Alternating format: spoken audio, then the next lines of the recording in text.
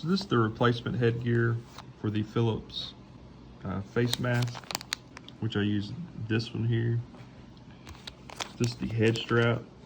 So this one that comes with the Philips I've used for several months, but one thing I've found is that these straps over time get weak, and it has this little magnet that clips on there. So one thing to keep note of is this does not include the clips, which is this. So those have to be picked up separately. But I'm going to show you what's here.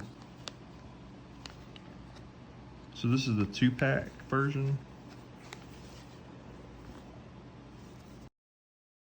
And I could tell right away this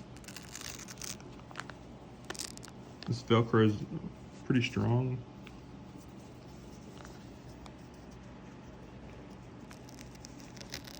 It's definitely a lot stronger, which is great because at night this is a magnet, so if this loosens, it may pull off at night. So all it does is slide onto the clip in that little opening, and then you just press that down. And it's a lot stronger, I can already tell. And then that would just clip to your mask, like so.